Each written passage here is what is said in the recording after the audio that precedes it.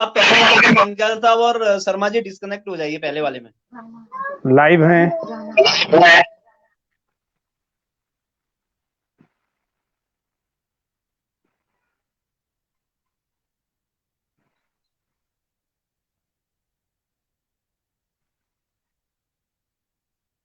जोशी जी शुरू कीजिए आप। जोशी जी शुरू कीजिए आप।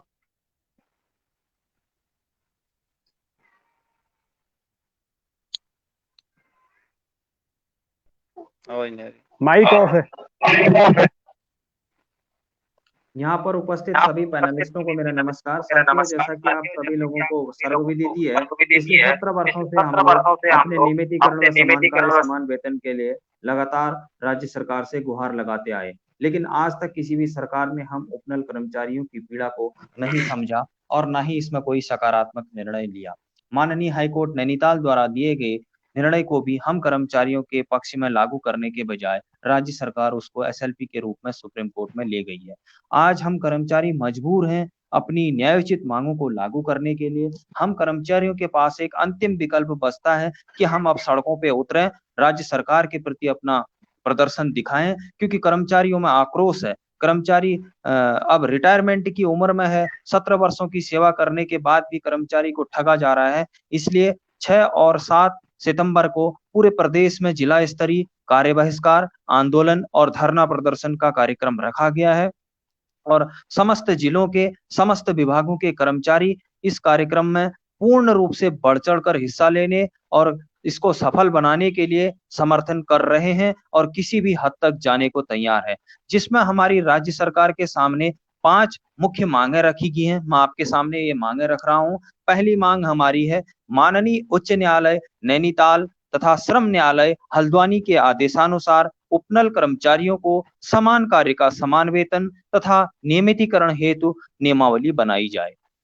दूसरी मांग है, जिन विभागों में अधिसंख्य यानी कि अधिक उपनल कर्मचारी कार्यरत हैं, उन पदों को एक्स कैडर के रूप में मानते हुए उपनल कर्मचारियों की सेवाएं समाप्त न की जाएं तथा वे विभिन्न विभागों से हटाए गए कर्मचारियों की बहाली तथा तत्काल प्रभाव से वेतन वृद्धि की जाए। तीसरी मांग है, जिन पदों पर उपनल कर्मचारी कार्य कर रहे हैं, उन पदों पर राज्य सरकार द्वारा सर्वोच्च न्यायालय में योजित विशेष याचिका में अंतरिम आदेश पारित होने तक उपनल कार्मिकों के पदों पर भर्ती न की जाए, अर्थात राज्य सरकार द्वारा की जा रही नई भर्तियों में उपनल से कार्यरत कार्मिकों के पदों को रिक्त न दर्शाया जाए। चौथी मांग है, जिन विभागों द्वारा कतिपय कारणों से उपनल कार्मिकों की सेवाएं समाप्त की गई, तदुपरांत कर्मचारी को पुनः विभाग में सेवायोजित किया गया है, उन उपनल कर्मचारियों की बीच की अवरुद्ध सेवाओं को काल्पनिक रूप से निरंतर सेवा में परिवर्तित किया जाए। पांचवी मांग है, सेवा के दौरान किसी भी उपनल कर्मचारी की आकस्मिक दुर्घटना हो जाती है तो उस कार्मिक को तुरंत बीमा के तौर पर 20 लाख का मुआवजा दिया जाए तथा उसके परिवार के आश्रित को तत्काल प्रभाव से उस विभाग में या अन्यत्र सेवा दी जाए। ये हमारी 5 मुख्य मांगे हैं, जो न्यायोचित मांगे हैं, जो राज्य सरकार को देनी चाहिए, जो आज तक संविधान जब से लागू हुआ है तब से अब तक कर्मचारियों को देती आई हुई है। लेकिन ऐसी क्या विडंबना, ऐसी क्या परिस्थिति हो गई कि हम उपनल कर्मचारियों को ये राज्य सरकार इन मांगों को लागू करने के बजाय भ्रमित कर रही है, जबकि यह उपनल सरकार का उपक्रम है, सरकार द्वारा बनाया गया है। इसमें कर्मचारियों के वेतनमान, कर्मचारियों की सेवा नियमावलियां, कर्मचारियों के नियुक्ति संबंधी समस्त प्राविधान राज्य सरकार, उपनल व विभागों द्वारा तय किए जाते हैं। यह हमारी मांगे हैं। 6 और 7 सितंबर को पूरे प्रदेश में समस्त कर्मचारी इन्हीं मांगों को मनवाने के लिए पूर्ण रूप से धरना प्रदर्शन, कार्य बहिष्कार और आंदोलन करेंगे और उसके बाद भी राज्य सरकार ने हमारी मांगों को नहीं माना तो कर्मचारी उसके बाद अग्रिम रणनीति तय करेंगे और वो अग्रिम रणनीति क्या होगी उसके बारे में ना हम जानते हैं ना कोई अन्य। वो कितनी मेरे ख्याल से कर्मचारियों में आक्रोशित होगी, उसके लिए किस हद तक जा सकेंगे, यह कहना अभी असंभव होगा। यही आगे की रणनीति है। जी सर।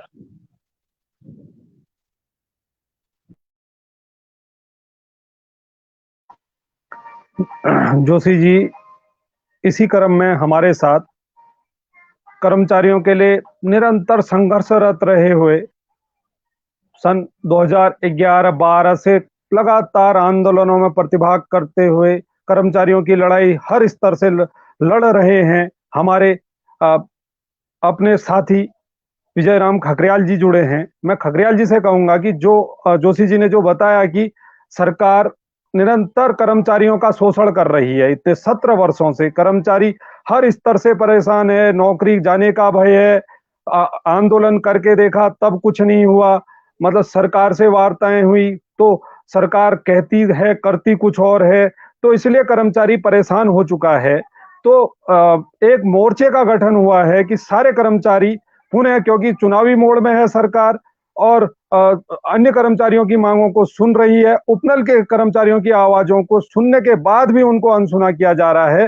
तो इस विषय में जो आगे की रणनीति है, किस प्रकार से हम कर्मचारियों को अपनी बात रखेंगे, आंदोलन के लिए प्रेरित कर रहे हैं और कर्मचारी भी चाहता है कि आंदोलन हो, सरकार सुने हमारी बात। आंगनवाड़ी वालों का बढ़ जाता है मानदेय, अदर गेस्ट टीचरों का बढ़ जाता है, लेकिन उपनल की और सरकार का ध्यान नहीं है।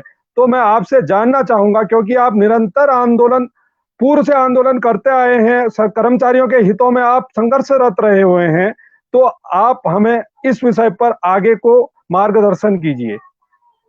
खगरियाल जी, आपका माइक म्यूट है। जी जी जी जी, सबसे पहले सभी सुनने वालों को मेरा नमस्कार। और इस डिबेट में आज भाग लेते हुए हमारे बीच में माननीय हमारे धामी जी, जो पूर्व से ही संघर्षरत रहे हैं, और शर्मा जी हैं, मनोज जोशी जी हैं, गड़कोटी जी हैं, और हमारे और भी लोग जुड़ेंगे। तो सभी लोगों को मैं जो है कि सभी का स्वागत भी करता हूं, सभी को नमन भी करता हूं। और हमारे जितने भी लोग आज हमारी इस डिबेट को देख रहे होंगे, सुन रहे होंगे, तो उनसे भी मेरा अनुरोध रहेगा कि वो अपनी अपनी राय इसमें कमेंट के रूप में जरूर रखें, कि ताकि हमें जो है कि किसी ठोस निर्णय पर जा सके। सबसे पहले देखिए, आपने गड़कोटी जी जो सवाल किया है, देखिए मैं इस समय 2016 के भी आंदोलन में रहा, और इस समय जो वर्तमान में 56 दिन का आंदोलन करके हम लोग आ रहे हैं। तो इस समय क्या हुआ कि कहीं ना कहीं जब जो है सरकार की तरफ से 2 मंत्री, और वो भी कद्दावर मंत्री, जिम्मेवार मंत्री, माननीय वन मंत्री जी, माननीय सैनिक कल्याण मिनिस्टर, जिन्होंने, जिनके कहने पर, जिनके आश्वासन पर भरी सभा में और सभी उपनल कर्मचारियों के बीच में आकर के इस आंदोलन को, इस धरने को स्थगित करने की मांग की, हमें आश्वासन दिया गया, धरने को स्थगित करवाया गया। उनके विश्वास पर कर्मचारियों ने 56 दिन तक जो मेहनत की, जो तपस्या की है, उसके प्रतिफल में कहा गया कि आपके लिए हम बहुत अच्छा करने जा रहे हैं, और आपके लिए कि सरकार भी चिंतित है, और बहुत जल्दी कुछ ठोस निर्णय इसके बारे में किया जाएगा उपनल कर्मचारियों के लेकर के। उसके बावजूद आज जो है, जब सरकार की हर कैबिनेट में, जब कैबिनेट की बैठक होती है, तो कर्मचारी बड़ी आशा भरी दृष्टि से सरकार की उस कैबिनेट की ओर देखता रहता है। और जब शाम को उसको समाचार मिलता है कि उपनल की तो बात ही नहीं रखी गई, तो कर्मचारी अपने आप को ठगा हुआ महसूस कर रहा है। और लगातार मेरा तो सवाल ये है सरकार से कि जब इस समय, जब चुनाव सर पर है, इस चुनाव सर पर होने की इस समय, ऐसे समय में भी जब सरकार जो है कर्मचारियों को लेकर के चिंतित नहीं है, वो भी उन कर्मचारियों को लेकर के जो कि लगातार 10-12 साल से, 14-15 साल से इस प्रदेश की सेवा कर रहे हैं, अल्प वेतन भोगी के रूप में सेवा कर रहे हैं, क्या उन लोगों का भविष्य होगा? जिन लोगों के अंदर जो है कि सारी योग्यता होने के बावजूद, पूरी एबिलिटी होने के बावजूद, आज उनके साथ एक छलावा किया जा रहा है, उनको सौतेला व्यवहार उनके साथ किया जा रहा है, कि उनके साथ एक द्वेषपूर्ण व्यवहार किया जाता है, जबकि वो जो है कि माननीय उच्च न्यायालय से जीत करके आते हैं। माननीय उच्च न्यायालय से बड़ी तो कोई सरकार हो नहीं सकती। जब न्यायालय हमारे पक्ष में फैसला सुना चुका है, और जब सरकार के हाथ में एक बहुत बड़ा हथियार है न्यायालय का फैसला, और उसके बावजूद भी सरकार अगर कर्मचारियों को एक सौतेला व्यवहार उनके साथ कर रही है, उनको एक द्वेषपूर्ण दृष्टि से देख रही है, तो मुझे लगता है कि कहीं ना कहीं अंत में कर्मचारियों के पास इसके अतिरिक्त कोई लोकतंत्र में दूसरा कोई रास्ता नहीं है, कि जब जो है कि कर्मचारी जो है कि सड़कों पे न उतर, सड़क पे उतरने के अलावा और आंदोलन के अलावा कोई दूसरा चारा उपनल के कर्मचारी के पास है नहीं। तो इसलिए मैं समझता हूँ मैं तो पूरे प्रदेश से, ये प्रदेश के कर्मचारी, जो प्रदेश की जनता से अपील करना चाहता हूँ आज इस डिबेट के माध्यम से कि वो भी जो उपनल के हैं वो तो खैर सुनेंगे ही, लेकिन अन्य लोग भी हमारे इस दर्द को समझें, वो भी देखें कि हमारा कर्मचारी किस प्रकार से इस प्रदेश में इतने कम वेतन में सेवाएं कर दे रहा है और हमको जो है ठगा जाता है। हमें जो है कि हमारे आंदोलन में, हमारे पंडाल में आकर के कहा जाता है कि आप जो है प्रदेश हित में, क्योंकि कोविड महामारी चल रही है, इस समय कोविड को देखते हुए, इस महामारी के अंदेशों को देखते हुए इस समय आपको ये आंदोलन वापस लेना पड़ेगा। और 56 दिन की हमारी जो तपस्या थी उसका हमें जो है ये एडवांटेज मिला कि हमारे कई कर्मचारी आज भार हो रखे हैं। कई कर्मचारियों को उनके अधिकारियों ने उनके ऊपर कार्रवाई कर दी है इस आंदोलन को लेकर के। उनको जो है कि आज उनको उनकी ज्वाइनिंग नहीं हो पा रही है, उनको ड्यूटी पे नहीं रखा जा रहा है। और उस समय इन्होंने जबकि कहा था कि भैया किसी कर्मचारी के ऊपर कोई केस नहीं होगा, किसी के का जो है वेतन नहीं कटेगा, किसी का जो है कि ELCL नहीं कटेगी, और ये 56 दिन का जो लोगों ने आंदोलन किया है इसको एक विशेष अवकाश में इसको समायोजित करके कर्मचारी के हित में फैसला लिया जाएगा। और उसके बावजूद आज अगर कर्मचारी के साथ इस तरह छलावा हुआ है तो कर्मचारी को आज अपने स्वाभिमान के लिए लड़ना पड़ेगा। अपना हक जो है ऐसी सरकारों से, जो सरकारें छलावा करती है, धोखेबाजी करती है, उनसे मैं समझता हूं कि मांग कर हक मिलने वाला नहीं है। उनसे हक को छीनने की क्षमता हर कर्मचारी को रखनी चाहिए। तो मैं इस लाइव डिबेट में आए हुए सभी मेहमानों से, क्योंकि सभी वरिष्ठ लोग हैं, सभी जानकार लोग हैं, अनुभवी लोग हैं, तो मैं आपसे यही अपील करना चाहता हूँ, मेरा सुझाव भी है कि आप अच्छी सी ठोस रणनीति बनाइए और कहीं से भी ये संदेश सरकार को या शासन को ये नहीं जाना चाहिए कि उपनल कर्मचारी आपस में एक नहीं है।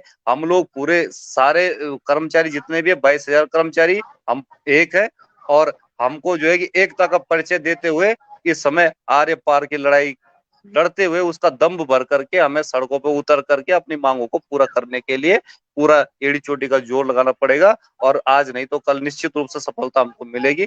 जी जी गढ़कोटी जी।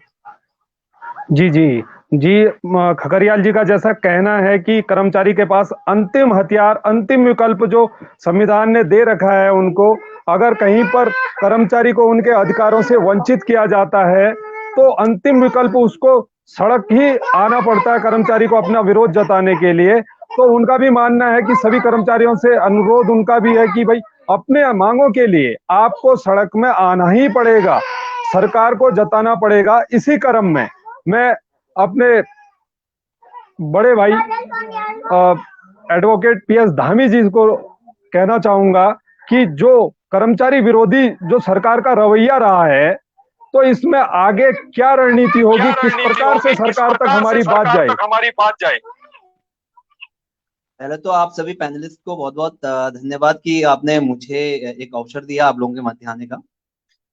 जहां तक हमारे सभी उपनल कर्मचारियों का सवाल है, सर हम सब लोगों के सामने बहुत जबरदस्त एक सिचुएशन आ गई है कि सरकारें क्या मान नहीं रही है अपने, और अपने वादे से मुकर रही है बार बार, है ना। तो इस बार तो मैं सभी लोगों से, क्योंकि इसके बाद 22 में क्या सिचुएशनें होंगी ये सब हम लोगों के सामने आने वाली है। नई सरकार फिर इंटरटेन करेगी नहीं करेगी, 5 साल के लिए और लंबित हो जाएगा मामला। तो अभी हमारे पास एक पुख्ता समय है, और मुझे लगता है कि इस समय को अगर हमने सदुपयोग नहीं किया तो फिर भविष्य हमारे लिए गर्त के समान हो जाएगा। तो मैं सिर्फ इतना कहना चाहूंगा कि मैं चाह रहा हूं कि मैं अभी ये जो 6 और 7 तारीख का जो सेशन रहेगा हम लोगों का स्ट्राइक का, मैं उसमें स्वयं देहरादून में मौजूद रहूंगा। देहरादून के जिलाध्यक्ष महोदय को और साथ में अन्य लोगों के सहयोग के लिए मैं यहाँ से वहां तक आने के लिए जब तैयार हूं, तो मैं आप लोगों से, देहरादून वालों से अनुरोध कर रहा हूँ कि एक बार इस अभियान को सफल बनाने के लिए, हम लोग अपने लिए कर रहे हैं ना किसी और के लिए कर रहे हैं, मैं कोशिश करूंगा कि मेरे तरफ से जितना बेटर हो मैं करूंगा, मैं दूंगा। और मेरे सभी जितने भी पैनलिस्ट मेरे सहयोगी हैं ये हमेशा से देते आए हैं समय। तो मैं देहरादून वासियों से, जो भी मेरी आवाज जहां तक भी जिन जिन कर्मचारियों तक पहुंच रही है, मैं उनसे मतलब एक आग्रह कर रहा हूं, अनुग्रह कर रहा हूं कि आप लोग आइए इस बार, और इस सेशन को हम लोग सफल बनाएंगे। जहां तक बात है कर्मचारियों के हित की, तो गड़कोटी जी इस बार तो वार एंड पार की लड़ाई हमको लड़नी पड़ेगी यार। देखिए, वो जब तक हम लोग वार एंड पार की लड़ाई और हम अपने एकजुटता नहीं दिखाएंगे, मुझे नहीं लगता है कि हम लोगों को बांट दिया जाएगा। और फिर वही पिछले सेशन में आपने देखा 56 दिन की स्ट्राइक हुई, महासंघ ने पैसे कमाए और इवन मेरे पास तो सबूत है, मेरे पास एविडेंस है, मैं एविडेंस के आधार पे बोल रहा हूँ, क्योंकि आगे एडवोकेट लगा तो मुझे सबूत भी पेश करने होंगे और मैं सबूत के साथ चलूंगा इस बार परेड ग्राउंड में। मैं देख रहा था कि देहरादून के महासंघ के कुछ अधिकारी हमारे ऐसे थे जो हमारे पैसे को बर्बाद करके, यानी कि उसमें कहीं ना कहीं कंट्रीब्यूशन मेरा भी, आप सभी लोगों का, गढ़वाल कुमाऊं के सभी व्यक्तियों का था। तो एक सेशन से देहरादून से वो दिल्ली जाते हैं, 4 लाख रुपए विड्रॉ होते हैं, दूसरे सेशन में 6 लाख रुपए विड्रॉ होते हैं। तो मैं सिर्फ इतना कह रहा हूं, मैं उनको आज आरोप नहीं लगा रहा हूं, कोई प्रत्यारोपण नहीं कर रहा हूं। मेरा कहने का मतलब है कि जो पैसा है उसका सदुपयोग करने के लिए ये आंदोलन हम लोग कर रहे हैं। और उस जो पैसा आप सभी लोगों ने दिया हुआ है वो कम से कम एक निर्णायक मोड़ तक पहुंचे, है ना। इसके लिए हम लोगों को इस बार जोर आर पार की लड़ाई लड़नी होगी। जहां तक बात है संगठन की, संगठन आप सभी लोगों का, जो भी मेरी आवाज को सुन रहे हैं, आप सभी लोगों के परेशानियों को देखते हुए आप सभी लोगों के लिए काम करने के लिए तत्पर। लेकिन आप लोगों की जिम्मेदारी क्या है कि जब हम लोग आंदोलन करते हैं, कम से कम उस आंदोलन में आप अपना आंदोलन समझकर कम से कम उसमें प्रतिभाग करें। जहां तक बात है शासन की, मुझे पता है कि शासन ने, जैसे कि अभी हमारे मनोज जोशी सर ने बताया कि एसएलपी लगाने का कोई औचित्य नहीं था। अब आप सोचिए ना, हम लोग किस पीड़ा से गुजर रहे हैं। आप लोगों के सामने में एक बात रखना चाह रहा हूं। कांग्रेस सरकार आई, 7 साल का जियो किया, उस वक्त किया जब असेंबली डिसॉल्व होनी थी, यानी कि आचार संहिता लग जानी थी। जब आचार संहिता लग जाती है उसका मतलब क्या है कि जो भी असेंबली में डिसीजंस लिए गए हैं, जब तक कि वो कानूनी रूप से परिणित नहीं होते हैं, उनको फॉलो नहीं किया जाता है, वो एक घोषणाएं मात्र रह जाती है।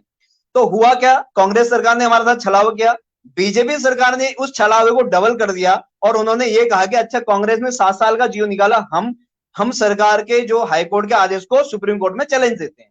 तो कहने का मतलब ये है कि अगर कोई व्यक्ति ये सोचता है कि हम लोग बीजेपी वाले हैं, हम लोग कांग्रेस वाले हैं, अगर पार्टीवाद से उपनल का मुझे नहीं लगता कि कोई भला होगा। एक भला होगा सिर्फ एक से, कि हम संगठित होकर काम करें, हम सब लोगों को आना है। ये केवल व्यक्तिगत गड़कोटे जी, शर्मा जी, खंगतियाल साहब, जोशी जी, गोस्वामी जी, धामी जी की लड़ाई नहीं है।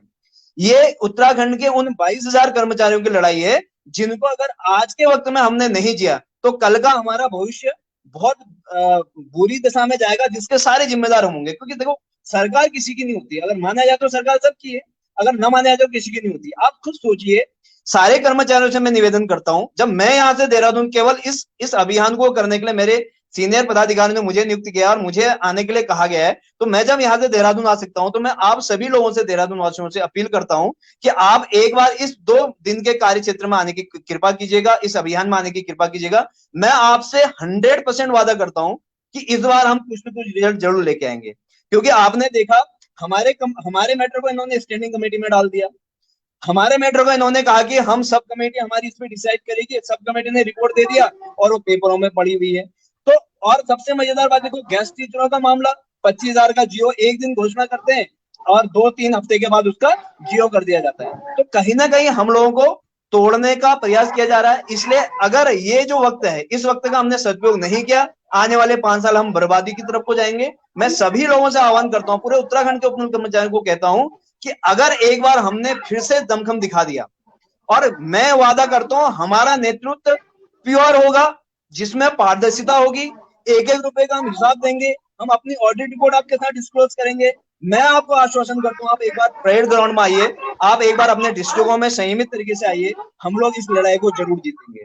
बस केवल आप लोगों की उपस्थिति अनिवार्य है। कई लोग अभी ये सोच रहे होंगे कि विभागाध्यक्ष हम लोगों को प्रेशर कर रहे हैं, हम न जाएं। मुझे पता है कि शासन स्तर की तरफ से भी आपको लेटर दिए जाएंगे विभागाध्यक्ष की तरफ से कि अगर आप लोग चले गए तो उनको हटा दिया जाएगा। मैं आपको वादा कर रहा हूं, कोई नहीं हटने वाला है। जो हटे हैं, मैं इस मंच से आप सभी लोगों को वादा करता हूं, उनके लिए भी हम शीघ्र, अतिशीघ्र कार्रवाई कर रहे हैं। जो अभी अंडर पाइपलाइन है, गोस्वामी जी, हमारे प्रदेश अध्यक्ष महोदय, हमारे सलाहकार महोदय, खुद हमारे गड़कोटी जी के नेतृत्व में ये एक टीम काम कर रही है। हम इसमें काम कर रहे हैं। हम पॉलिटिकल एजेंडा को पब्लिसिटी करने के लिए नहीं करते हैं, हम कोई अखबारबाजी में हम लोग नहीं देते हैं। क्यों नहीं देते हैं? क्योंकि हमारा काम अंडरग्राउंड लेवल पे काम होता है। जिसमें हमारा काम साफ हो जाएगा, आप लोगों के सबके मध्य आएगा। तो आप सभी लोगों से यही अपील है। मैं यहाँ से देहरादून आ रहा हूँ आप लोगों के आंदोलन को सार्थक करने के लिए।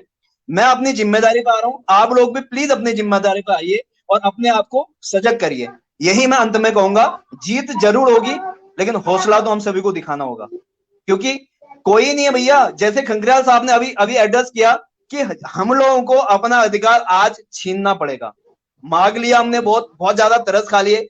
ये कौन सा डिसीजन है या कौन सा जस्टिस हम लोगों के साथ हो रहा है कि 12 साल में सैलरी 12,000 हो रखी है। ताज्जुब है मुझे इस बात का, है ना। अभी भी ये लोग हम लोगों को झुंझुना थमाएंगे, 5-10 हजार रुपए बढ़ा देंगे, उससे हम लोगों का भला नहीं है। जब तक कि सुरक्षित भविष्य, धामी जी, जैसे गड़कोटी जी ने और हमारे मनोज जी ने नहीं कहा, जब तक कि सुरक्षित भविष्य हम लोगों का अगर नहीं टाइटल होगा, हम इस आंदोलन को हो सकता है कि आगे आप लोगों के सभी लोगों के सलाह से आगे भी बढ़ा सकते हैं। लेकिन 2 दिन का आंदोलन हमें इस रूप में दिखाना है कि हम लोग दिखा पाए कि हम लोगों में कितनी संगठन एकता है, हम लोग क्या कुछ नहीं कर सकते हैं।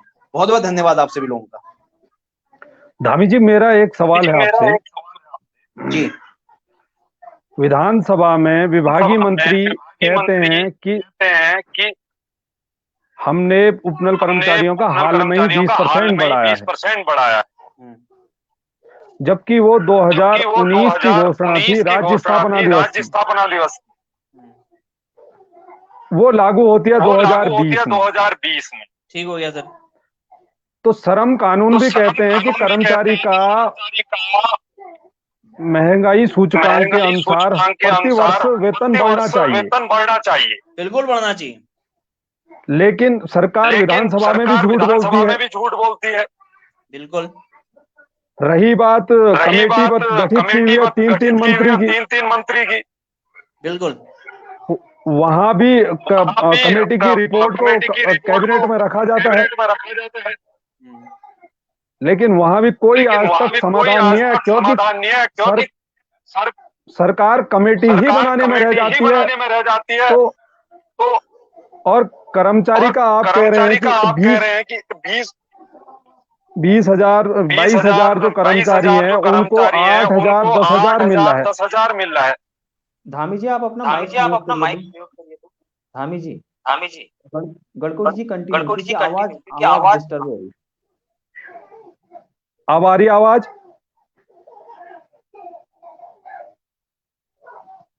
आ रही। तो धामी जी, मेरा ये कहना है कि जब विधानसभा में सरकार झूठ बोल रही है कि भाई हमने हाल में ही बढ़ाया था, कौन से हाल में, 2019 की घोषणा को आप 20 में कर रहे हैं और 20% यानी 1,000-1,200 रुपए आप बढ़ा रहे हैं, तो क्या यह कर्मचारी के लिए पर्याप्त है? 17 साल में आज 8,000 10,000 12,000 मानदेय क्या पर्याप्त है? यदि पूरा भी अगर ये करते हैं तो कहां जाता है आपका अकुशल का 15,000, वैसे 17,000 और 20,000 लास्ट इनका यही है। अगर पूरा भी अगर टोटल भी काट कूट के अगर बनाते हैं और 10 साल में एक एसीपी लग जाता है, और जितना हमें वेतन मिल रहा है उतना कर्मचारियों को प्रतिवर्ष महंगाई भत्ता दे रहे हैं, तो मतलब क्या यह उपनल कर्मचारियों के साथ अन्याय नहीं है क्या ये? बिल्कुल सर, गड़कोटी जी आप जो कह रहे हैं इसी सार्थक चीज को मैं समझता हूं कि इसी चीज को मुझे हर एक कर्मचारी को हम सभी लोगों ने समझाना होगा, क्योंकि कर्मचारियों को कुछ तत्व बरगला रहे हैं। मैं आपको एक बहुत सटीक गणित बता रहा हूं सर। बीच में क्या हुआ कि गवर्नमेंट एम्प्लॉय को 7th वेतन मान मिला और जिनमें उनका एरिया लगभग 3 लाख के आसपास बना हुआ है। अगर क्लेरिकल स्टाफ की जो कि मुख्य प्रशासनिक अधिकारी है उसके लेवल की बात करूं, जो हर डिपार्टमेंट में होता है, लगभग 2 लाख से 3 लाख के बीच उनका एरियर आ रखा है। अब आप एक बात सोचिए, अगर मैं अपनी सैलरी कैलकुलेट करता हूं या कोई भी कर्मचारी जो मतलब कुशल और उच्च कुशल की श्रेणी में अपने आप को रखता है, तो ये जो स्टैंडिंग कमेटी में मामले जाने का मतलब क्या है कि उसको लंबित कर देना। लंबित करने का मतलब क्या है कि सबसे बड़ी बात क्या है कि लोग एक जो हम ही लोगों के मध्य जो कुछ लोग हैं जो इस बात को ऐसा तूल पकड़ देते हैं गलत सलत बयानबाजी करके कि हमारे जो कर्मचारी वो गुमराह हो रहे हैं। मैं आपको बताऊं, सरकार और एलआईयू की इन पे पूरी नजर होती है। और होता क्या है कि आपने एक उदाहरण आपको देना चाहता हूं गड़कोटी जी, आप सभी लोगों के माध्यम से हमारे सारे कर्मचारियों को भी, कि आप एक चीज सोचिए ना कि आपके सामने गेस्ट टीचर का मामला आया, 15,000 रुपए उनको मानदेय दिया जाता था, उनको एक घोषणा सीएम साहब करते हैं, सीधे 25,000 कर दिया जाता है। कोई स्टैंडिंग कमेटी नहीं, कोई आपकी सब कमेटी नहीं, कोई कैबिनेट का फैसला नहीं, खाली उनके सामने कैबिनेट में मामला आता है। और चूंकि सीएम साहब या सीएम साहब के कुछ उसमें हो सकते होंगे, मां साहब लोग चाहते होते होंगे, तो इसलिए क्या है कि उन लोगों को 25,000 करके परसों मैं देखने में आ रहा है कि परसों जियो बन गया है। अब आप एक बात बताइए सर, हमारे लिए सब कमेटी का मतलब क्या है? आप सोचिए ना, यदि हम लोग अपने लिए जागरूक नहीं होंगे, हम लोग अपने लिए आंदोलन में प्रतिभाग नहीं करेंगे, हम लोग सही लोगों के साथ अलायंस बनाकर आगे नहीं बढ़ेंगे, हम लोगों के साथ कुठारघात होते रहेगा सर। जहां तक बात है लॉ की, लॉ की बात क्या है कि सर हर 6 महीने में इनका आप इंक्रीमेंट दीजिए, या तो जून में लगता है या दिसंबर में लगता है, यानी कि या तो जनवरी में लगता है या फिर जुलाई के फर्स्ट डे में लगता है। इन लोगों का इंक्रीमेंट लगता है, हमारा इंक्रीमेंट 5 साल 10 साल में एक बार लगता है, वो भी किसी सीएम या फिर किसी वित्त सचिव के रहमो करम पर। अब आप सोचिए सर, हम लोग अपना पूरा जीवन यहाँ खपा दिए हैं, 12 से 15 साल, और कई कई ऐसी माताएं बहनें हैं जिन्होंने 20 साल यहाँ दे दिए हैं। जब से उपनल शुरू हुआ 2004 में, तब से वो सर्विस में लगे हुए हैं, और उनकी सैलरी इक्विवेलेंट आज की सैलरी के बराबर।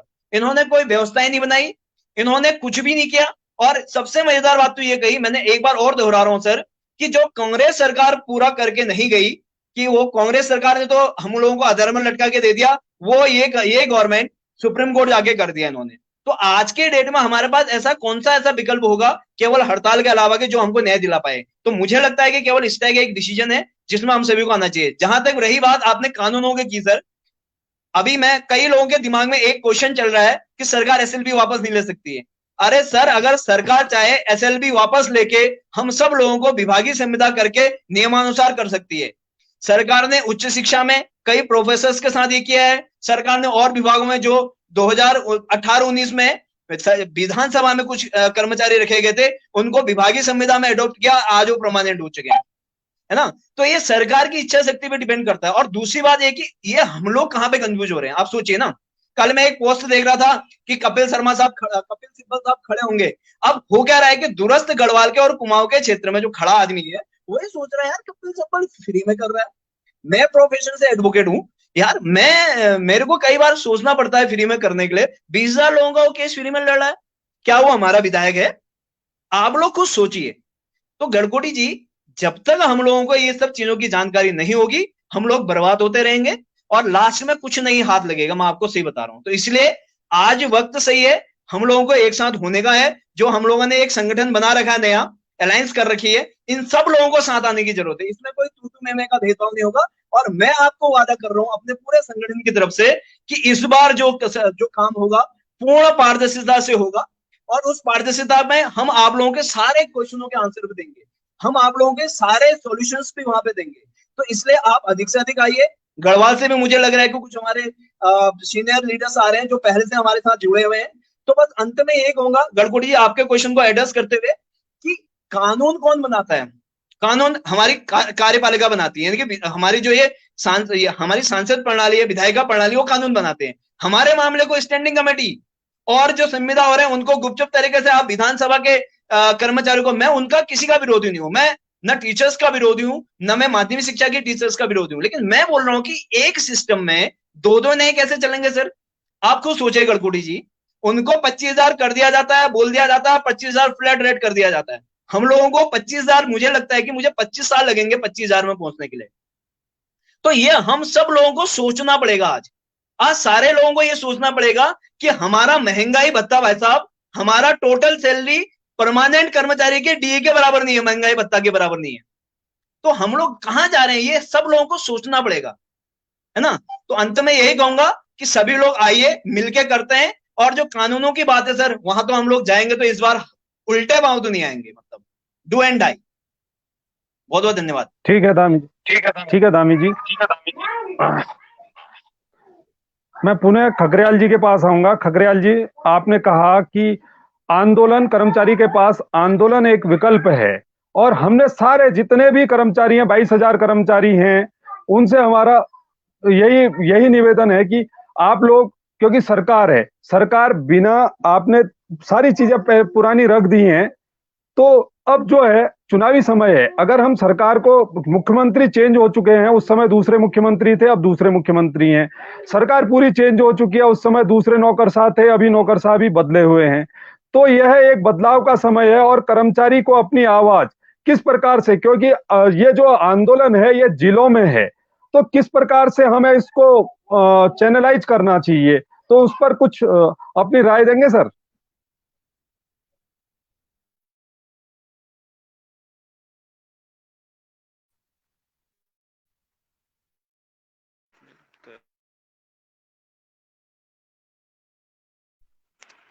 जी जी भाई साहब, आवाज आ रही है? हेलो, आ रही है हेलो। आवाज? हाँ हाँ, आवाज आ रही है। जी जी जी जी जी जी भाई साहब, देखिए जैसे अभी हमारे धामी जी ने कहा, ये वास्तव में जो है ना, ये बड़ा सोचने लायक विषय है कि देखिए, गेस्ट टीचरों की सैलरी बढ़ा दी, बिना किसी हड़ताल के, बिना किसी डिमांड के उनकी सैलरी बढ़ा सकते हैं आप जो है आंगनवाड़ी कार्यकर्तियों की बढ़ा सकते हैं, और जो है सरकारी कर्मचारी को जो महंगाई भत्ता और जो ये चीजें, जो सारी सुविधाएं दी जाती हैं और बिना किसी डिमांड के दी जाती है, तो हमारा तो इतने समय से, लंबे समय से हमारा तो एक ही एक सूत्रीय कार्यक्रम है, हमारी पीड़ा को क्यों नहीं सरकार समझ रही है? तो ये एक सोचने लायक विषय है और इसको हर कर्मचारी को समझना चाहिए, और अपने अधिकार के लिए आना तो पड़ेगा ही, आज नहीं तो कल आना तो पड़ेगा।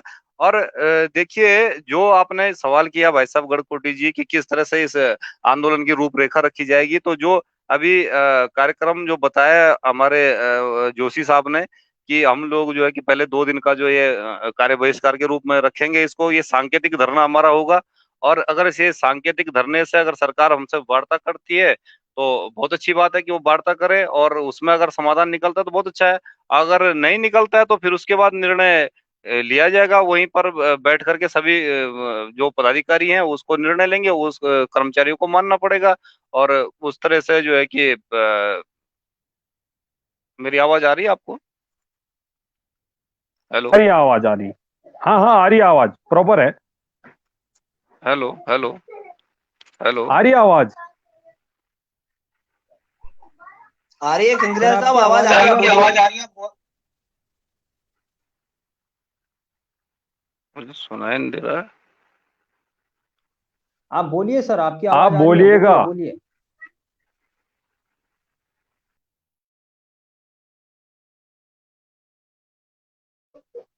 मैं शर्मा जी, हमारे अध्यक्ष हैं, उनसे निवेदन करूंगा कि जो आप लोगों ने मोर्चा बनाया है, क्योंकि ये मोर्चा सारे समस्त कर्मचारियों का है, जैसे मोर्चे का नाम है कि उपनल कर्मचारी संयुक्त मोर्चा, तो जो मोर्चे में शामिल हैं सारे, क्योंकि कर्मचारी जो पूर्व में आंदोलन करते आए हैं, समस्त जो आंदोलन से निकले हुए कर्मचारी हैं, वो लोग इसको आगे बढ़ा रहे हैं।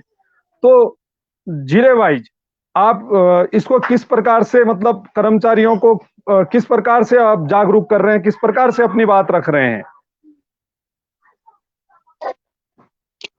जी मनोज जी नमस्कार। यहाँ पे उपस्थित सभी लोगों को मेरा नमस्कार, और जो इस लाइव डिबेट को देख रहे हैं और सुन रहे हैं और आगे आने वाले समय में इसको सुनेंगे, उन सभी को नमस्कार।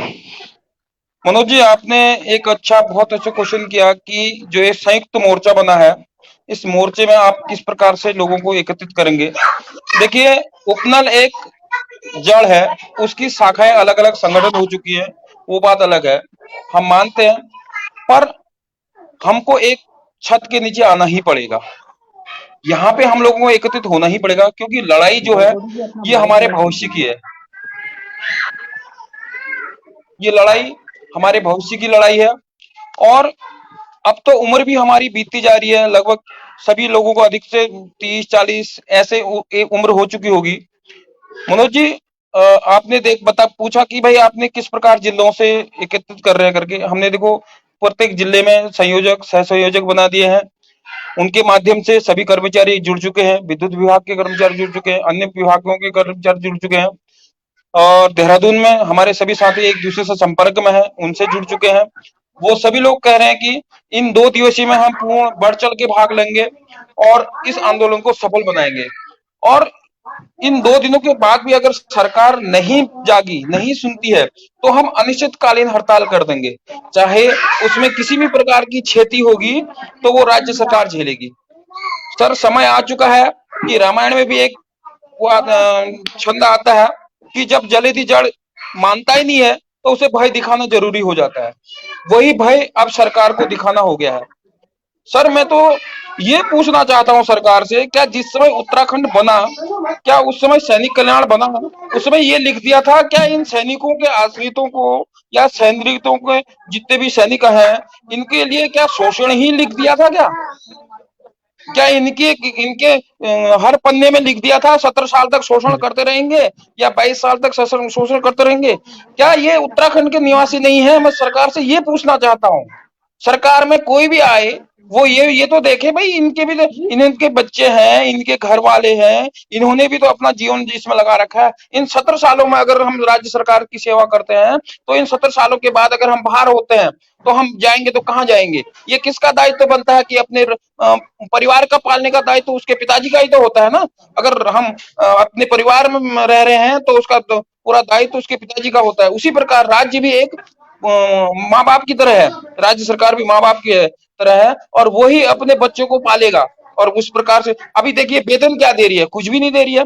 जो वेतन हमको मिल रहा है, वो आज एक लेबर, जो आप मिस्त्री रखते हैं घर बनाने में, वो मिस्त्री भी लगभग 1000 रुपए पर दिन का लेता है। वो 30,000 के महीने में देखते हो तो 30,000 के उसमें जाता है, और हमें क्या मिल रहा है? 15, 16, 17, 18। यहाँ पे इस उपनल में शिक्षक भी हैं, क्लर्क हैं, और डॉक्टर भी लोग भी हैं, और कई कई जो लोग हैं जिनका सैलरी पैकेज ही लगभग 4200, 4600, 4800 पे ग्रेड वाले हैं। एक चतुर्थ कर्मचारी जो हमारा परमानेंट है, वो भी आज 30 से 35 हजार से ऊपर ले रहा है। तो हमको मिल क्या रहा है? हम तो सरकार से यही निवेदन करना चाहेंगे कि सरकार, कि आप जागिए, आप इस उपनल कर्मचारियों के बारे में सोचिए। अगर नहीं सोचती है तो हर्जाना आपको भुगतना पड़ेगा। मैं गड़कोटी जी बीच में कैलकुलेशन कर रहा था, 22,000 उपदल कर्मचारी है। दूसरा बड़ा महासंघ है हमारा, पूरा दूसरा, पहले शिक्षक संघ, दूसरा उपनल कर्मचारियों का संगठन है पूरे प्रदेश भर में। 22,000 कर्मचारियों, अगर 22,000 कर्मचारियों के संपर्क में लगभग उसके परिवार से भी अगर देखते हैं, 20-25 लोग भी एक परिवार में है, ताई, चाचा, ताऊ, मामा, भांजा, जो भी है, एक उसका हम कैलकुलेशन करते हैं, तो वो लाखों में जा रहा है वोट बैंक।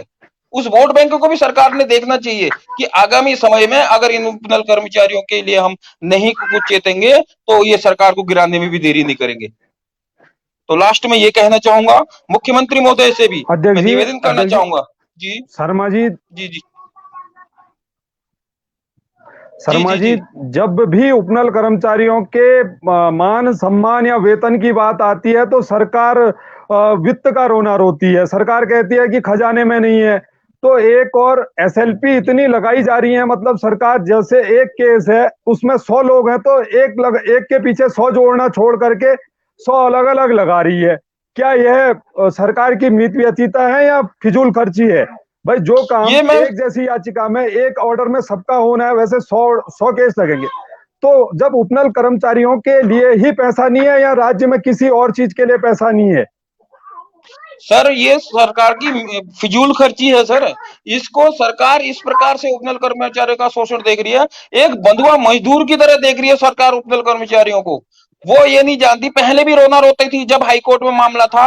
हाईकोर्ट में मामला था तो तब कहती थी कि अरे मामला हाईकोर्ट में, हम कैसे कर दें हम मामला। जब हाईकोर्ट ने पूर्ण रूप से पूरा पूरा प्रकरण सुना, पूरा प्रकरण सुनने के बावजूद, पूरा क्लियर करने के बावजूद राजीव शर्मा साहब ने डिसीजन दिया, तो उस समय पूरा अच्छा डिसीजन आ गया, उसको उठा करके इन्होंने सुप्रीम कोर्ट में डाल दिया। ये सरकार राज्य की जो धन है उसकी क्षति है, यहां से उठा करके सुप्रीम कोर्ट में पैसा लगा दें। क्या पैसा नहीं लग रहा है वहां पे? क्या कागजों में पैसा नहीं लग रहा है? क्या वहां के वकीलों को देने के लिए इनका पैसा नहीं लग रहा है?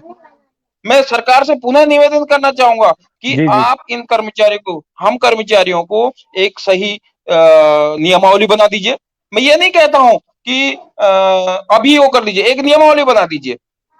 5 साल, 3 साल, 4 साल जितने वर्क कर लिया, एक नियमावली के तहत कम से कम एक ये तो बन जाएगी कि भाई नियमावली बन जाए। जी जी, मैं इसी क्रम में मैं जोशी जी की, मनोज जोशी जी से जानना चाहूंगा। जोशी जी, जो कर्मचारी उद्वेलित है, क्योंकि बहुत लंबे समय से 17 साल कोई कम नहीं होते किसी विभाग में।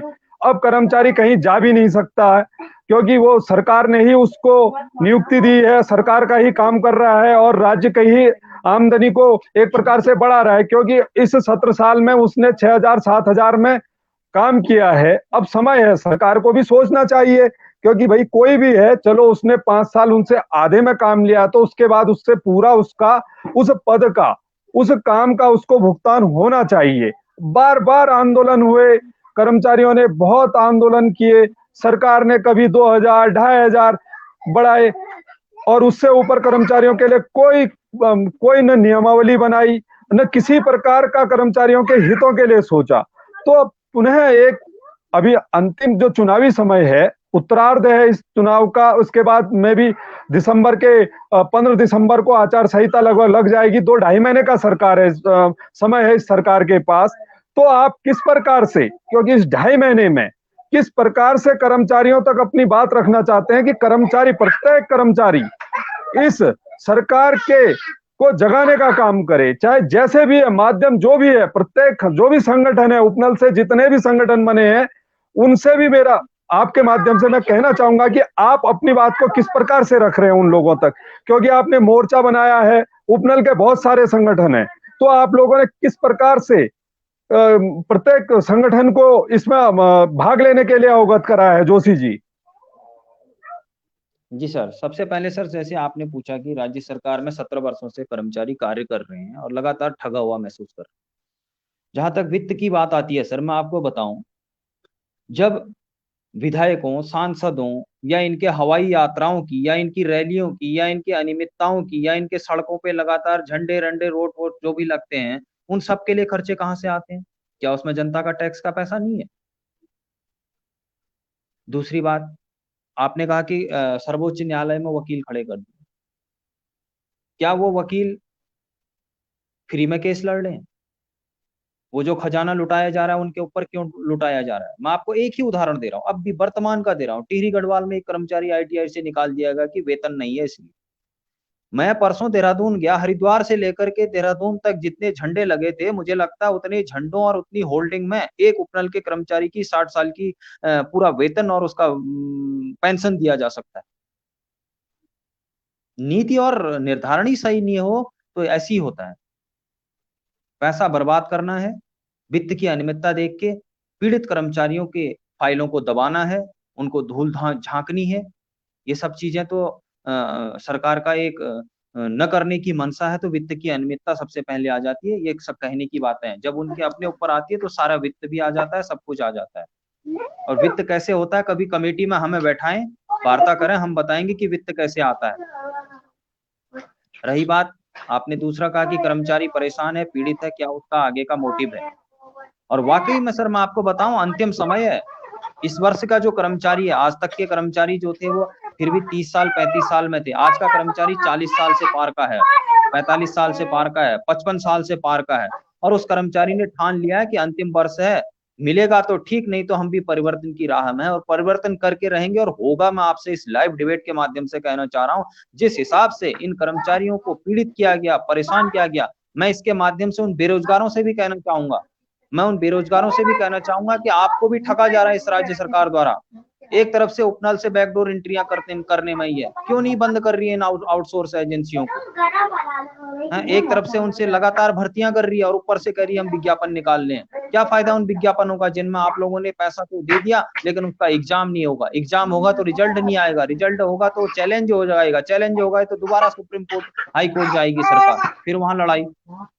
इसीलिए मेरा मानना यह है, ये जो इस तरीके की आउटसोर्स एजेंसियां हैं जिनके माध्यम से हम तो ठगेगे, आने वाले भविष्य में हमारे छोटे भाई बहन जो हैं इन आउटसोर्स एजेंसियों के माध्यम से किसी विभाग में आकर के ऐसे परेशान ना हो, पीड़ित ना हो, वो लोग भी सरकार को बताएं कि भैया आप ये बैकडोर एंट्रियां जब बंद करोगे तभी तो नियुक्तियां करोगे। जोशी जी एक चीज है, जोशी जी मैं आपको रोकना चाहूंगा।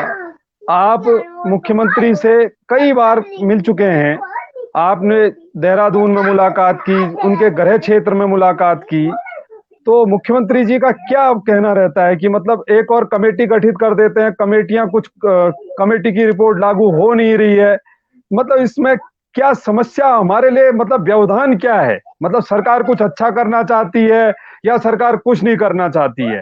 क्योंकि कर्मचारी ये अंतिम विकल्प है। सुनिए, अंतिम समय है, सारे संगठनों को जोड़ के मोर्चा बनाया गया है, क्योंकि 18, 20, 22 हजार जो भी कर्मचारी हैं वो एकजुट होकर के मोर्चे का गठन किया है और सारे लोगों की इसमें सहमति है। जितने भी संगठन हैं उपनल के, जो लोग कर्मचारी हितों में काम कर रहे हैं, चाहे जिस प्रकार से भी कर रहे हैं, मोटिव एक ही है कि भाई कर्मचारियों का भला हो।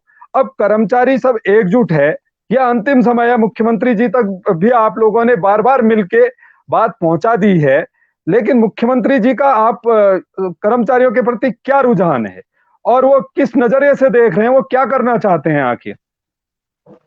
सर, जैसे आपने पहला प्रश्न किया कि वर्तमान में जो माननीय मुख्यमंत्री जी हैं, सर मैं आपको थोड़ा सा 2 मिनट लूंगा। 26 अगस्त 2020 को माननीय मुख्यमंत्री जी जो हैं तब विधायक थे, इन्हीं के माध्यम से तब तत्कालीन हमारे चीफ सेक्रेटरी ओम प्रकाश जी थे, इन्हीं के माध्यम से हम लोग मिले थे और इन्हीं के माध्यम से वहां पर 15-20 मिनट की वार्ता हुई, जिसमें माननीय श्रीमान मुख्यमंत्री पुष्कर सिंह धामी जी द्वारा स्पष्ट शब्दों में चीफ सेक्रेटरी को कहा गया कि इन कर्मचारियों की मांगों को तुरंत लागू किया जाए, इनके लिए नियमावली बनाई जाए। उनके ठोस शब्दों में ये कहा गया है और उस समय के समाचार पत्रों में भी ये चीज छपी हुई है, उसको कोई भी कर्मचारी या कोई भी उसको देख सकता, आज भी है वो। ठीक हो गया। उसके बाद 2-3 महीने बाद पुनः मुख्यमंत्री जी जो अब बने हैं, वो विधायक थे, उनके पास हम गए, हमने कहा सर मांगे तब जस की तस बनी हुई है। तो उन्होंने पुनः कहा कि मैं इस विषय में फिर ठोस कार्रवाई करता हूं और आप लोगों के लिए मेरी मंशा है कि आपका नियमितीकरण और समान कार्य होना चाहिए, जिसके लिए मैं कटिबद्ध हूं और करके रहूंगा। ठीक हो गया, नहीं हुआ। उसके बाद जैसे ही इनके पास दायित्व आता है, हमारा प्रतिनिधिमंडल इनसे मिलता है, इन्होंने एक कमेटी गठित कर दी। हमने उस कमेटी को भी, ठीक है कमेटी की रिपोर्ट आएगी कुछ नहीं हित में, लेकिन नहीं आई अच्छी रिपोर्ट या पता नहीं कहाँ अटक गई। उसके बाद पुनः मिले, बोले कमेटी गठित कर दी। उस कमेटी को गठित हुए 3 महीने 4 महीने हो चुके हैं, उसके बाद 3 कैबिनेटें हो चुकी हैं। हमने पुनः मुख्यमंत्री जी से मिला, बोला कि सर कमेटी में कमेटियां हो रही हैं, कमेटी की कोई रिपोर्ट नहीं आ रही है, कैबिनेट में मामला नहीं आ रही है। बोलते हैं जैसा जब भी होगा अच्छा होगा, कब होगा वो अच्छा पता नहीं, भगवान जाने। मुझे लगता है कि वो 26 अगस्त 2020 के बयान और आज के बयान में मुझे लगता है बहुत ज्यादा फर्क आ चुका है। ये सत्ता का फर्क है या क्या है, भगवान जाने। अभी उनके पास 2-3 महीने का समय है। जो जो उनकी वाणी है, उस वाणी में जल्दी से जल्दी वो लागू करें कि मैं आप लोगों के लिए कटिबद्ध हूँ, कुछ न कुछ अच्छा करूंगा। मुझे लगता है कुछ न कुछ का समय नहीं है। धामी जी, क्या आपको लगता है जोशी जी की बात से कि मुख्यमंत्री जी कुछ बेहतर करने के लिए सोच रहे होंगे? देखिए सर, आज कहना तो नहीं चाहिए, मैं मंत्री जी का नाम नहीं लूंगा। मुझे आज एक कैबिनेट मंत्री जी का 10 मिनट मिला था मिलने का, और हमारे पूरे जिले की, पिथौरागढ़ जिले के सारे संयुक्त मोर्चा के हमारे संयोजक भी थे और हमारे जिला अध्यक्ष हमारे बसेड़ा जी भी थे। उनके साथ में हम लोगों के करीब 15-16 उपनल के कर्मचारी भी साथ में थे। मैं एक चीज आपको दो टूक कहना चाह रहा हूं कि हम लोगों को 10 मिनट का समय मिला और उनसे हम लोग वार्ता में इतने ज्यादा मतलब गहरे उसमें चले गए कि हमने लगभग 1.25 घंटे उनके साथ बैठे।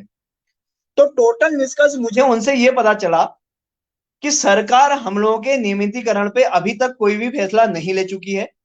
सरकार केवल हमारी सैलरी जो झुंझुना थमाती है, चाहे कांग्रेस गवर्नमेंट हो चाहे बीजेपी गवर्नमेंट हो। मुझे आज ये पूर्ण रूप से आवाज हो गया है, यदि हम इस स्ट्राइक में बढ़ चढ़ कर हिस्सा नहीं लेते हैं, हम घरों से नहीं निकलते हैं, ऑफिस हमारे बंद नहीं होते हैं, मुख्य काम हमारे बंद नहीं होते हैं, तो सरकार हमको 2 से 4 हजार रुपए सैलरी बढ़ा के झुंझुना पकड़ा देगा। और उसके बाद सरकार ये कहेगी कि हमने आपकी थोड़ा सा बेहतरीन स्थिति को बना दिया है। क्योंकि वो जो कैबिनेट मंत्री हैं, उन्होंने 2 टूक ये कहा कि हमारा स्टेट जो है वो आर्थिक तंगी से गुजर रहा है। अब एक बात बताइए भाई साहब, उपनल कर्मचारियों के लिए आर्थिक तंगी, उपनल कर्मचारियों के लिए देवी आपदाएं, उपनल कर्मचारियों के लिए बहुत सारी चीजें, लेकिन और सबके लिए डीए भी बढ़ रहा। अभी मैं एक केंद्र सरकार की गाइडलाइन पढ़ रहा था, अभी मोदी सरकार केंद्र का डीए में इजाफा करने जा रहा है, लगभग 10 से 15% तक इजाफा होगा। और इस कैलकुलेशन से मैंने देखा, यदि किसी का बेसिक सैलरी अगर उसका किसी बंदे का 48,000 रुपए होता है, तो उसका डीए में लगभग 10 से 15% तक वृद्धि होने जा रही है। तो उनके लिए तो पैसा है, चाहे केंद्र सरकार और राज्य सरकार, क्योंकि केंद्र सरकार जो लेबर एक्ट के 1970 का रूल बनाएगी, तो वह लेबर एक्ट के तहत स्टेट गवर्नमेंट को भी फॉलो करना पड़ेगा। अब आप सोचिए सर, सब लोगों के लिए बढ़ाएंगे लेकिन हम लोगों के लिए स्टैंडिंग कमेटी डाल देंगे। अरे भाई, हम लोग ये थोड़ी मांग रहे हैं कि आप हम लोगों को करिए। मेरा आज बेसिक क्वेश्चन यही था कि साहब आप हम लोगों को क्या विभागीय संविदा इसी सैलरी पे और इसी सैलरी पे बाइफिकेट करिए, हमारा डीए बना दीजिएगा, हमारा एचआरए बना दीजिएगा, हमारा बेसिक निकाल दीजिएगा, उसके हिसाब पे हमको दे दीजिएगा, ताकि एक कॉलेज में फिक्स हो जाए कि हमारी सैलरी कितने साल में कितना बढ़ेगा। हम इतना ही कह रहे हैं कि जो नियमावली की बात आ रही है वो ही नहीं माने। तो पता है उन्होंने क्या कहा? उन्होंने कहा कि सर आप लोगों का बहुत सारा जो पहले भी पेज ये लोग डाल रहे थे, अभी भी वो पेज डाल रहे थे, और यहाँ पे कहना ठीक नहीं है। उन्होंने सिर्फ मुझे इतना हिंट दिया है कि आपकी सैलरी बढ़ रही है। अब एक बात बताइए सर, मेरी सैलरी आज ये बढ़ा के अगर चुनाव स्टैंडर्ड मैं 30,000 भी कर देते हैं, अगर धामी जी 30,000 मैं भी कर देते रोकूंगा हैं, आप। और धामी जी अगले महीने मुझे निकाल देते हैं, आप सोचिए ना, अगले महीने निकाल देते हैं, मैं क्या कर लूंगा उस 30,000 का? जी आप बताइए। धामी जी मैं रोकूंगा, मैं खगड़ियाल जी तक जाऊंगा। खगड़ियाल जी, कर्मचारियों ने जो आंदोलन किए हैं, क्या वह सिर्फ वेतन वृद्धि के लिए किए हैं या कर्मचारियों की मांगे कुछ और थी? कर्मचारी क्या मांगता है? सुरक्षित भविष्य मांगता है या वेतन? सरकार क्यों मतलब बार बार लॉलीपॉप 2-4 हजार का लॉलीपॉप पकड़ा के कर्मचारियों को खुश करने की सोचती है? क्यों कर्मचारी आर और पार का एक वो सहारा लेके सरकार को क्यों नहीं जगा रहा है? कहां पर समस्या है? क्यों हमारे मांगे बार बार हमारी मांगों में बदलाव हो जाता है? हमारी एक मांग होनी चाहिए थी कि कर्मचारी जो 17 साल से कार्यरत है उसका नियमितीकरण किया जाए। यदि नियमितीकरण हो जाएगा तो जो जिस पद का होगा उस पद का वेतन मिलेगा। तो आप तो आंदोलन हमेशा से आंदोलन कर्मचारी हितों में लड़ते आए हैं। बरसार यूनिवर्सिटी से आपका प्रतिनिधित्व 100% रहा है, चाहे जब भी आंदोलन हुए हैं। अन्य जगह भी आप कभी भी किसी काम में पीछे नहीं रहे हैं कर्मचारी हितों के लिए। तो क्या हमारी मांगे जिसमें हम आंदोलन कर रहे हैं, हमारी प्रथम मांग ही यह है कि भाई कर्मचारियों का नियमावली बना के नियमितीकरण किया जाए। तो सरकार को एक और सरकार ने 7 साल का जियो बनाया, सरकार ने ही बनाया। जब नियुक्ति हमारी फेयर थी तो सरकार ने उन नियुक्ति तभी तो कहा होगा कि इनको भाई 7 साल और 3 साल उमा देवी का केस फाइनल हो जाता है, ये परमानेंट हो जाएंगे। तो सरकार ही हमें एक और कह रही है कि नियमितीकरण करो इनका, दूसरी और सुप्रीम कोर्ट चले जा रही है कि इनको भैया सुप्रीम कोर्ट में रोको, और वहां कहेगी सरकार कि ये ऐसे आ गए वैसे। अरे तुमने भर्ती तुमने किया इतने सालों में, तुम्हारे विभागों में है, सरकार के ही विभाग हैं, रिक्त पदों में है, जहां सरकार ने ही सब संभालना है, कल्याणकारी राज्य है। तो जो कर्मचारी अभी आंदोलन की राह ठान रहा है तो वो उसको यही तो भय है ना कि नौकरी नहीं रहेगी तो आखिर करेंगे क्या? तो आपकी जो मांग है अपनी ओर से, आपकी क्या मांग है खगड़ियाल जी? जी जी भाई साहब, मेरा जो है पहले भी स्टेटमेंट जो है अधूरा रह गया था और बीच में नेटवर्क की वजह से। देखिए, आपने कहा हमारी मांग क्या है, यह स्पष्ट मांग है कि देखिए हमें सुरक्षित भविष्य चाहिए। जैसा अभी धामी जी कह रहे थे कि भैया सैलरी बढ़ा दी जाएगी, और सैलरी बढ़ाने के बाद अगर अचानक से पद क्रिएट कर दिए, पद जो है निकाल दिए जाते हैं, एडवर्टाइज कर दिए जाते हैं, अगले महीने मेरी नौकरी चली जाए, एक महीने मुझे 30,000 मिल भी जाता है, तो उसका मैं क्या कर लूंगा? सबसे बड़ा सवाल ये है कि हमारे लिए कुछ नियमावली बने। हम ये नहीं कह रहे कि एक साथ सबका भी नियमितीकरण कर दो, कुछ तो क्राइटेरिया बनाइए कि भैया 5 साल जिन लोगों को हो गए या 10 साल जिन लोगों को हो गए, और इस तरीके से करेंगे तो एक साथ जो है कि ना तो वित्तीय भार बढ़ेगा और ना ही जो है कि कोई कानूनी अड़चन इसमें आने वाली है, क्योंकि इस कर्मचारी का हक है और अधिकार है, और इसको करने में सरकार अगर कर भी देगी तो कोई बहुत बड़ा एहसान हमारे ऊपर नहीं कर रही है। हमारा हक बनता है, और हम जो है कि इस प्रदेश के जवान है, इस प्रदेश के नौजवान है, हमने अपना अमूल्य समय, अपना जिस समय हमको हमारे जो संघर्ष का समय था, जो पीक टाइम था, वो हमने इस प्रदेश की सेवा में दिया है और ईमानदारी से दिया है। इसलिए सरकार को इसमें कहीं ना कहीं निर्णय लेना चाहिए, और वो न्यायोचित भी होगा। और उसमें जो है कि सरकारों ने देखा है, सरकारों ने हर बार देखा, इसका उदाहरण हमारे सामने है कि जब जब जिस जिस मुख्यमंत्री ने हमारे पक्ष में निर्णय नहीं लिया, उसको अपनी कुर्सी गंवानी पड़ी है। तो इसलिए इस समय इस चुनाव के संदर्भ में सरकार को सोचना चाहिए, और सरकार जो है कि मैं कहता हूं कि सरकार को अगर हमारे बारे में सरकार निर्णय नहीं लेती तो हमको सरकार के बारे में निर्णय लेने के लिए विवश होना पड़ेगा। ये सरकारों ने देखा हुआ है पहले से भी। तो सबसे बड़ा दुर्भाग्य इस प्रदेश का ये है कि जब जब जो अपोजिशन में होता है वो हमारा हिमायती बन करके आ जाता है। अब आप देखिए, पिछली बार जब जो है बीजेपी सत्ता में नहीं थी तो हमारे आंदोलन को सपोर्ट करने के लिए उनके नेता वहां पर आए और बड़े छाती तान करके बोले कि हमारी सरकार आएगी तो हम तुम्हारे मामले को सर्वोपरि रखेंगे, और तुम्हारी मांगे हर हाल में हर एंगल से देखी जाए तो तुम्हारी मांगे जो है जायज है, न्यायोचित है और इनको पूरा होना चाहिए। लेकिन जब जो है बीजेपी सत्ता में आई तो बीजेपी आज जो है कि क्या कर रही है ये सबके सामने है, सब लोग जान रहे हैं। आज जो है हमारे आंदोलन हो रहे हैं तो कांग्रेस कांग्रेस के नेता, कांग्रेस के कद्दावर नेता आकर के हमारे पंडाल में आकर के बोलते हैं कि आपकी मांगे न्यायोचित हैं, होते तो हम तो कर ही देते। तो भैया जब तुम थे तुमने किया तो क्यों नहीं? तो इसलिए तो मेरा विधानसभा, मेरा कहने का अर्थ सीधे जी सीधे।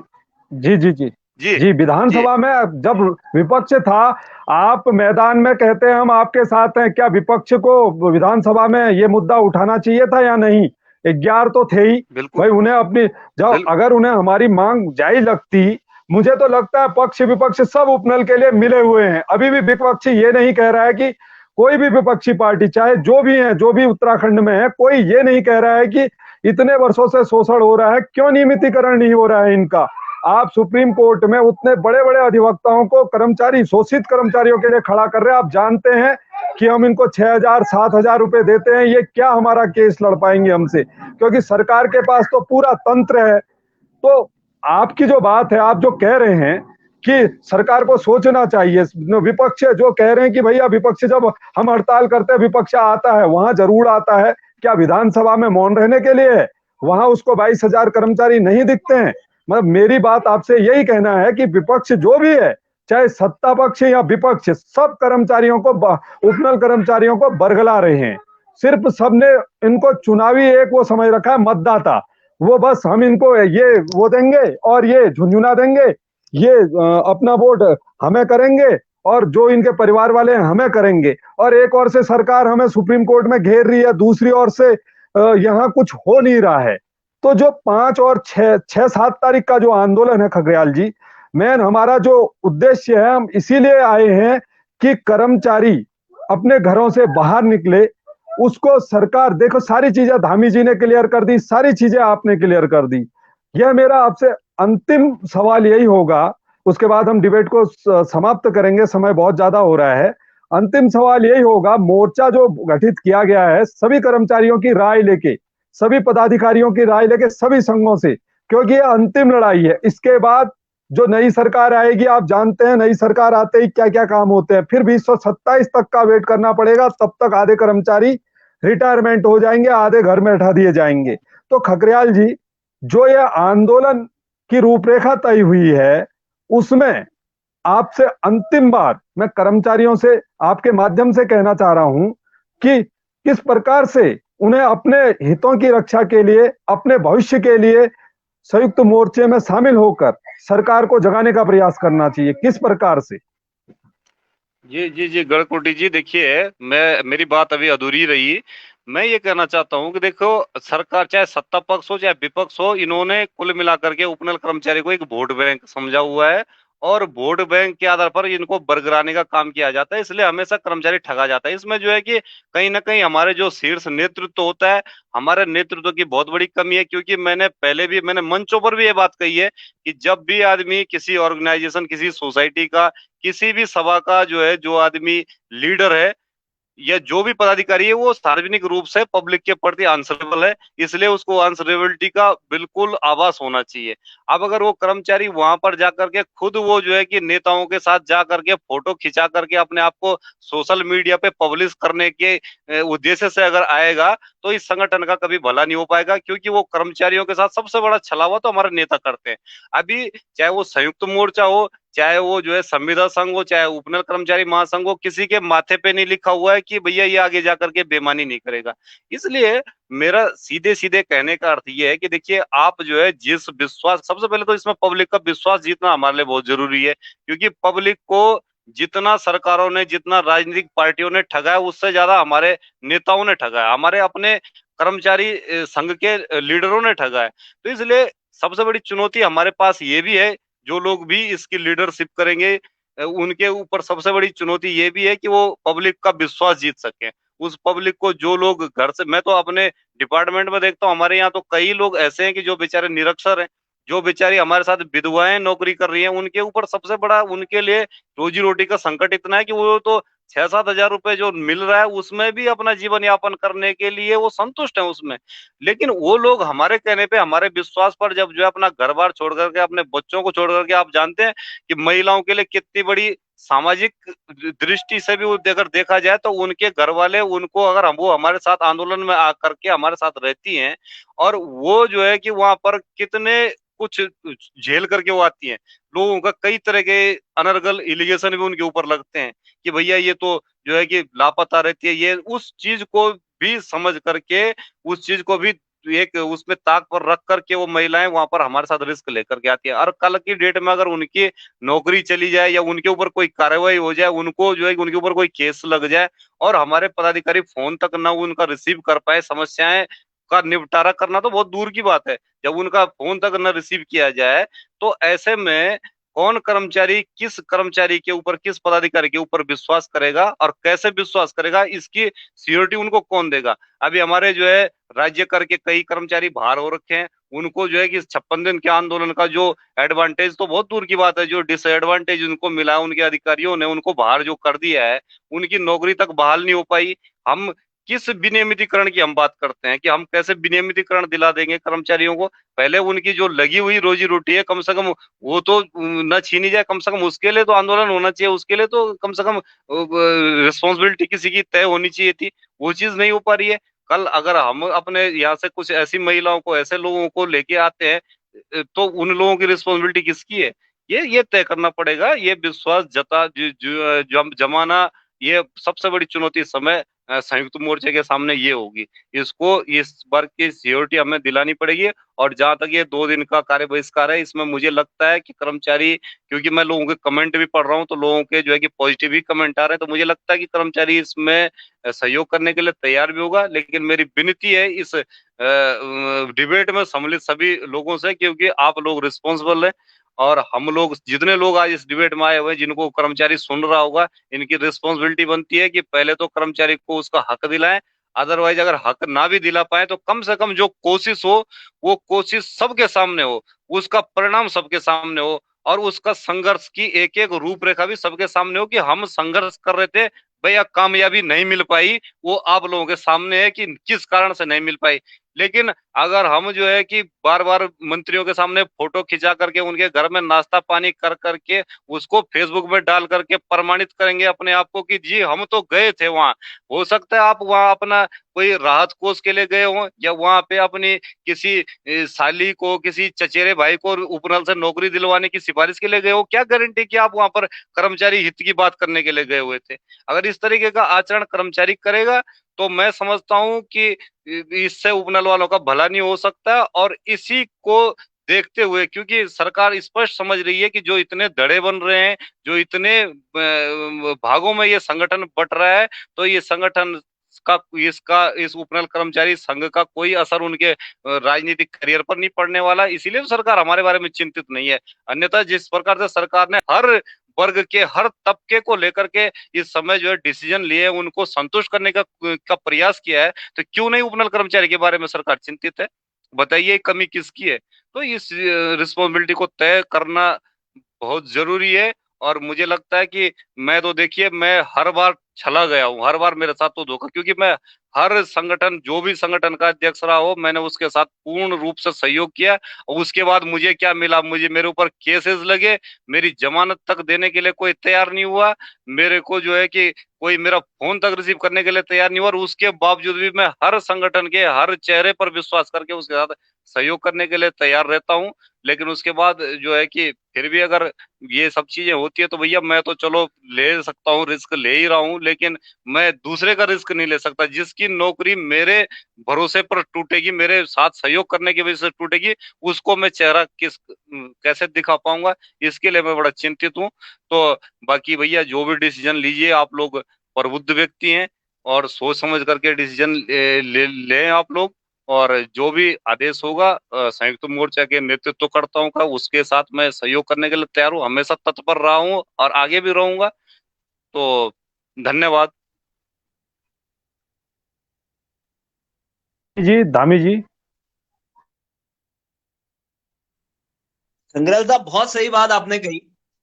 बस मैं आपसे इतना इतना आप लोगों के, आप पांचों मेरे लिए तो आप पिलर है, मतलब आप स्तंभ है। क्योंकि मुझे पता है कि आप लोगों की जो इसेंस है ना, वो इसेंस मतलब कोई ये राजनीतिक पराकाष्ठा या राजनीतिक इच्छा के लिए नहीं है। मुझे पता है आप लोग जो लगे रहते हैं ना, आप लोग के अलावा जो भी इस डिबेट में नहीं शामिल हो पाए हैं, चाहे राकेश जोशी जी हो, मतलब इतने लोगों के नाम लेना संभव नहीं है।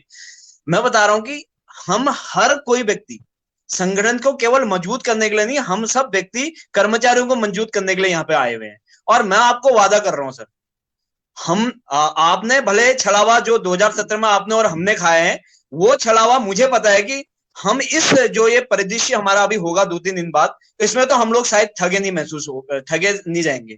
क्योंकि दूसरी बात क्या है कि हम लोग इस बार इतनी ईमानदारी और होमवर्क के साथ कर रहे हैं ना इस चीज को। सर एक एक चीज आप लोगों के सामने रखी जाएंगी, एक एक डेलीगेशन जो भी हमारे वहां पे जाएंगे, चाहे सीएम साहब से बैठक में हो, सचिव लेवल पे बैठक हो, क्योंकि ये लोग बुलाएंगे मुझे पता है, तो उसमें सारी चीजें पारदर्शिता होंगी। वहां पे न तो अधियाचन पे बात होगी, वहां पे सिर्फ 3 मुद्दों पर बात होगी: सुरक्षित भविष्य, समान कार्य समान वेतन तो वो तो देंगे, और तीसरा सबको नियमितीकरण। इसके अलावा कोई भी ऑप्शन ही नहीं बचता सर, क्योंकि हमारे पास भी ऑप्शन नहीं है। और हम भी चाह रहे हैं कि यार 30-35 साल हो गए हैं, इतने साल हम लोगों ने 12-15 साल दे दिए हैं। मेरे साथ में कई ऐसी माताएं मैंने, जो आपने भी कहा कि बहुत सारे ऐसे लोग हैं जो रिटायरमेंट की कगार पे अगले 5 साल में। सर हम लोगों के लिए उन लोगों ने अपनी पूरी कुर्बानी दे दी यार, 24-25 साल की सर्विस हो जाएगी, क्या हम लोग उन लोगों के लिए नहीं लड़ सकते हैं? और ये बात आपने बहुत सही कहा कि वहां पे कुछ लोग फोटो खिंचवाते थे, लेकिन अब ये धारणा इस साल नहीं होगी। इसके लिए मैं आपके लिए कटिबद्ध हूं। मैं देहरादून में आप लोगों के लिए इसीलिए 2-3 दिन के लिए मैं आ रहा हूं। मैं अपने लिए आ रहा हूं, आप लोगों के लिए नहीं आ रहा हूं। पर मैं ये कह रहा हूं कि हम सब लोग संयुक्त मोर्चा के सहयोग से, हमारे उच्च अधिकारियों के सहयोग से हम लोग इस बार जीतने वाले हैं। बस आप सभी लोगों से यही कहूंगा कि अधिक से अधिक इस बार जितनी संख्या में हम लोग होंगे, हम लोगों को संख्या बल दिखाना है, हम लोगों को अपनी ग्रेटिट्यूड दिखानी है, हम लोगों को अपना मनोबल दिखाना है। हम लोग किसी भी व्यक्ति को हार्म किए बिना अपने आंदोलन को जारी रखेंगे, ये मैं चाहता हूं। और आप सभी लोगों के नेतृत्व से हम इस बार जीतने वाले हैं, मैं आपसे वादा कर रहा हूं, क्योंकि पीछे हटने का तो सर सवाल ही नहीं बनता है। बहुत बहुत धन्यवाद आप सभी लोगों का। जी सभी का बहुत बहुत धन्यवाद। समय की अधिकता हो रही है, इसलिए इस कार्यक्रम को यहीं पर समापन किया जाए। और 4, 5, 6, 7, 6 और 7 को जो महत्वपूर्ण सभी जिलों में कर्मचारियों के आंदोलन हो रहे हैं, उसमें प्रत्येक जिले में अधिक से अधिक कर्मचारियों को अपने मुख्यालयों में एकत्रित होके सरकार को जगाना होगा। यही हमारा प्रयास है कि हर कर्मचारी को न्याय मिले, उसको उसका जो प्रतिफल है, जो उसने इतने 17 साल, 10 साल, 5 साल में जो विभागों को दिया है अपना, उस समर्पण का उसको लाभ मिले। तो इसी के साथ मैं अपनी वाणी को विराम देते हुए आज का ये डिबेट को संपन्न करूंगा। सभी को नमस्कार। नमस्कार।